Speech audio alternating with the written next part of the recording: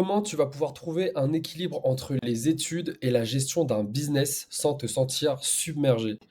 Est-ce que c'est vraiment possible aujourd'hui que tu sois étudiant et que tu puisses justement gérer un business au point où tu chiffres? La réponse est oui. Et dans cette vidéo, on va voir comment tu vas pouvoir optimiser tout ça. Mais tout d'abord, je te félicite si tu as un projet en plus de tes études parce que tu as tout compris. Si aujourd'hui tu as lancé un business, c'est parce que tu veux sortir de ce système, donc bullshit, mais sache que tu n'es pas seul. Alors, certes, il y a un très faible pourcentage de personnes qui, entre guillemets, entreprennent en étant étudiant, enfin on peut dire que tu entreprends, mais voilà, le pourcentage est faible, mais tu n'es pas seul. Moi, j'ai été dans ton cas, donc j'étais étudiant et je gérais plusieurs business à la fois, et je me demandais comment les autres arrivaient à gérer deux choses à la fois, c'est-à-dire école et business. Donc moi là aujourd'hui, c'est vraiment de par mon expérience que je vais te dire ça. Pourquoi? Tout simplement parce que déjà, j'avais un emploi du temps de merde, et ça on peut le dire, ok. Clairement, je faisais du 9h45, 19h30 tous les jours.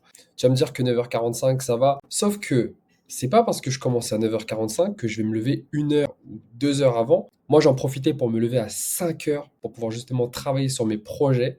Mais je vais te donner justement des exemples d'emploi du temps que tu vas pouvoir reprendre pour pouvoir travailler sur tes projets. Aujourd'hui, du coup, tu dois trouver un équilibre. Et pour commencer, tu dois prioriser les choses entre l'école et le business. Aujourd'hui, on est d'accord que si tu lances un business, c'est parce que tu veux chiffrer, avoir un complément de revenu, voire même ça se trouve, tu es très ambitieux et tu veux ne pas vivre du salariat et du coup, tu crées ton activité dès aujourd'hui parce que tu sais que tu voudras en vivre plus tard. Et franchement, si c'est ça, GG, parce qu'il y a très peu de gens qui pensent comme ça. En tout cas, très peu d'étudiants. Pour mon cas, à l'école, je faisais toujours le minimum, ok? Quand j'étais en cours, si je me mettais devant, c'est parce que je savais très bien que la prof allait pas me faire chier, parce que j'étais justement sous ses yeux. Quand j'étais devant elle, j'en avais rien à foutre, mais je travaillais sur mes projets. Et ça, tous mes anciens potes de classe le savent très bien parce que eux-mêmes me voyaient travailler sur mes projets. Dans le business, si tu veux absolument réussir, tu dois respecter une échéance. Si tu dois créer du contenu, si tu dois publier une campagne, livrer un produit à un client, que ce soit un produit physique ou digital, respecte tes deadlines. On le sait tous, c'est un classique, mais si aujourd'hui tu veux absolument réussir en tant qu'étudiant et entrepreneur à la fois, tu dois avoir un agenda physique ou digital. Sans ça, je te dis la vérité, je pense que tu pourras aller nulle part. Et dans cet agenda-là, ce qu'on va faire, c'est qu'on va appliquer la technique du time blocking. Qu'est-ce que c'est que le time blocking? Ça consiste tout simplement à avoir des blocs d'heures où tu vas te consacrer à 300% sur ce que tu dois faire. Là, ici, j'ai deux exemples. Attention, c'est des exemples où je suis vraiment gentil avec ce que tu pourrais faire. Tu peux faire bien plus que ça. Mais là, ce que je te propose, c'est vraiment le minimum. Par exemple, tu as une journée 8h, 18h. À la fin de la journée, à 19h, tu rentres à la maison. Tu as 30 minutes pour chill de ta journée. Parce que je sais très bien qu'en rentrant, la seule chose que tu veux faire après une longue journée, c'est pouvoir chiller. Et bien, pendant 30 minutes, tu vas pouvoir chiller. Juste après, tu vas manger. Sauf que tu vas pas manger pendant 2 heures. Tu vas mettre que 30 minutes pour manger. Ça suffit amplement.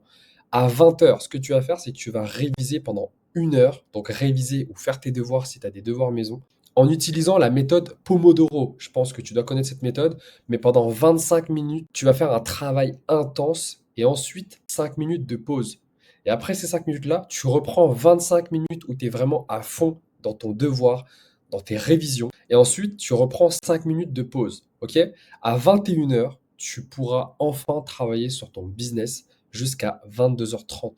Tu as 1 heure et demie pour travailler sur ton projet, donc tu as tout le temps qu'il faut. À 22h30, tu chill et à 23h30 maximum, il faut que tu sois déjà en train de dormir. Pourquoi? Parce que le lendemain, tu vas devoir te lever 30 minutes avant ton réveil habituel. Par exemple, si tu te lèves à 6h30, là, cette fois-ci, tu vas te lever à 6h pour pouvoir justement travailler sur tes projets. Ok?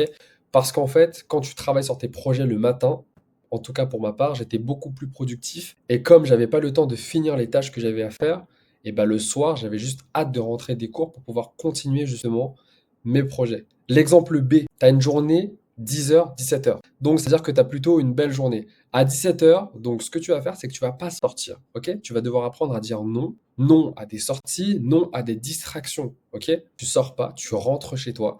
À 18h, tu es chez toi, tu vas directement attaquer par le truc le plus relou, c'est les devoirs, les révisions, avec la méthode Pomodoro. À 19h, tu chill. À 19h30, tu manges. Et à 20h, tu vas attaquer ton projet jusqu'à 22h30. Et crois-moi que si tu arrives à optimiser ton temps comme je te l'explique ici, tu vas obtenir des putains de résultats. Ensuite, à 22h30, tu chill. À 23h30 max, tu dois dormir. Parce que, encore une fois, le lendemain, tu dois te lever 30 minutes avant ton réveil habituel.